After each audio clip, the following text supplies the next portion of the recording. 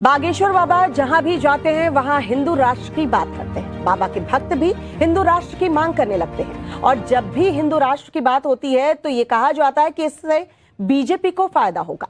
लेकिन अब बाबा की इसी फॉलोइंग को गैर बीजेपी नेता जो है वो भी भुनाने में लगे हैं। लेकिन क्या ऐसे नेता बाबा की कथा करवाकर खुद के पैरों पर कुल्हाड़ी मार रहे हैं या नहीं, इस रिपोर्ट में आपको दिखाते हैं।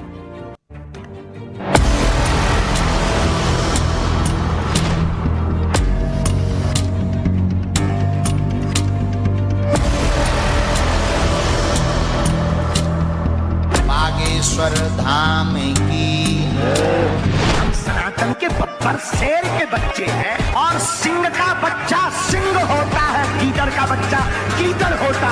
मंच से ललकार के कहते हम राम के थे हैं रहेंगे।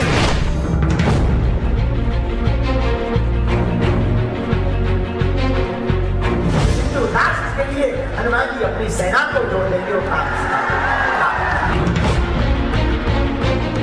हिंदू, हिंदुत्व और बागेश्वर बाबा 2024 के लोकसभा चुनाव में ये तिकड़ी बड़े बड़ों पर भारी पड़ सकती है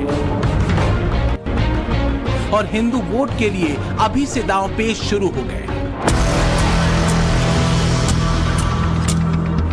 नए नए प्रयोग किए जा रहे हैं। राजनीतिक रसायन शास्त्र में नए नए फॉर्मूले सेट किए जा रहे हैं कि क्या पता कौन सा क्लिक कर जाए और इसके लिए बाबाओं का सहारा लिया जा रहा है। चाहे बिहार हो या मध्य प्रदेश या फिर राजस्थान, हर तरफ हिंदू वोट की लड़ाई हो रही है। बागेश्वर बाबा के साथ अब दूसरे बाबा भी इस सियासी लड़ाई का हिस्सा बन रहे हैं। नेताओं को अब जनता से ज्यादा इन बाबाओं पर भरोसा है कि वो जीत दिलाएंगे। हिंदू और हिंदुत्व के कॉम्बिनेशन को लेकर सबसे ताजा प्रयोग मध्य प्रदेश में किया गया है। मध्य प्रदेश में कांग्रेस के मुखिया कमलनाथ हिंदू राष्ट्र के मुखर समर्थक बागेश्वर बाबा की कथा में शामिल हुए। कमलनाथ कांग्रेस के पुराने और गांधी परिवार के वफादार नेता हैं। केंद्र की राजनीति में फिलहाल कम दिखते हैं और इसकी वजह है मध्य प्रदेश के मुख्यमंत्री की जगह। इस गद्दी तक पहुंचने के लिए कमलनाथ ने बागेश्वर बाबा के दरबार तक में हाजिरी लगाने से परहेज किया। ये मजबूरी है क्योंकि बागेश्वर बाबा जरूरी है। कमलनाथ इसी सोच को लेकर बेटे नकुलनाथ के साथ छिंदवाड़ा में बागेश्वर बाबा की कथा में मुख्य यजमान थे। बागेश्वर बाबा हिंदू राष्ट्र की बात कहते हैं और लगातार। ऐसा भी नहीं है कि कमलनाथ ने बागेश्वर बाबा की ये बातें सुनी ना।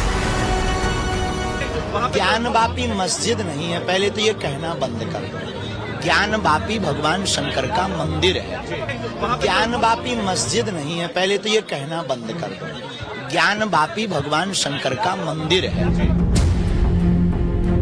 यानी कमलनाथ सब जानते थे और सब जानते समझते हिंदू वोट के लिए कोशिश कर रहे हैं। कमलनाथ ने बागेश्वर बाबा के स्वागत में पलक पावड़े बिछा दिए तो कांग्रेस के कई नेताओं को ये बात चुभ गई।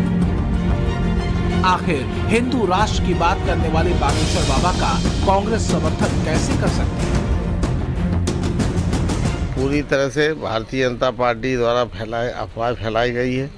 कमलनाथ जी ने कभी भी हिंदू राष्ट्र का समर्थन नहीं किया।